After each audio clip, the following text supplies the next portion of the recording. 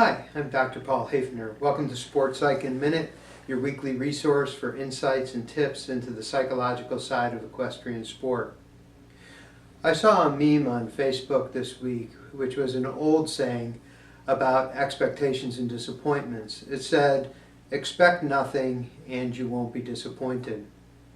I think in many ways that sentiment is really appealing to us, in the sense that a lot of times when we get our hopes up, we feel like that contributes to our being disappointed at the end of the day. The unfortunate thing is that it really is unrealistic to think we wouldn't have expectations.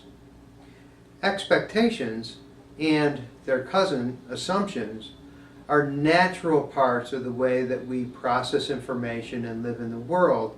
And they have an important role for everybody in terms of helping us be more efficient in the way that we approach things. The idea that we have an idea or an expectation about how things work, how they're going to go, helps us organize our behavior in such a way that we move through things without a lot of energy spent in sort of waiting and figuring out. We then have our expectations and we make assumptions as we move along.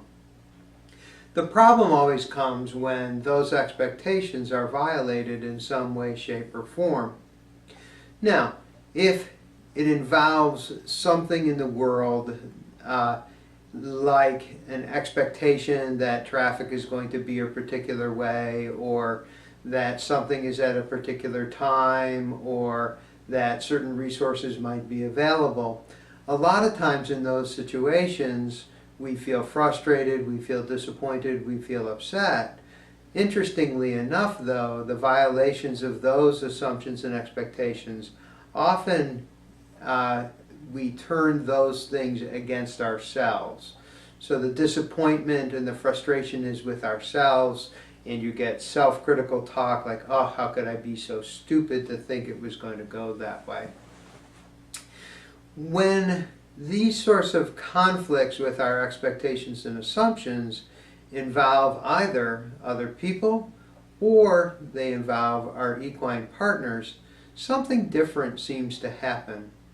And when we run into those sorts of conflicts where a horse or another person violates our expectations, then often, because these are creatures we perceive with agency, that they're making choices and they're behaving in ways that they get to determine, we very quickly go to blaming the horse. We very quickly go to blaming other people for the conflicts that arise. How do we address that and how do we deal with that? Well, the very first thing I would strongly suggest that people do is to maintain an awareness that we are setting expectations and that we are making assumptions all of the time.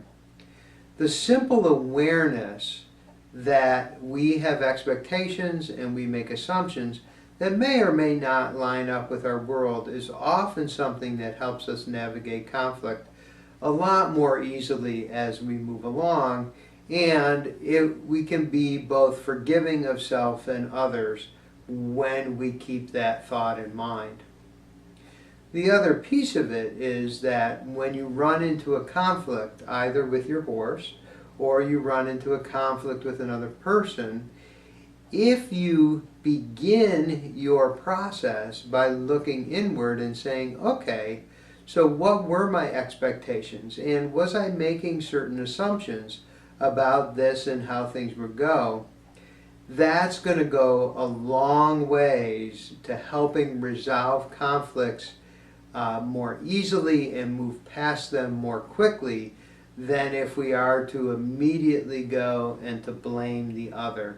Because when we're in that kind of frame of blaming the other, often what happens is that conflicts escalate really, really quickly, and then those escalations often have longer-term consequences. And this is Sport Psych in a Minute. We'll see you next week.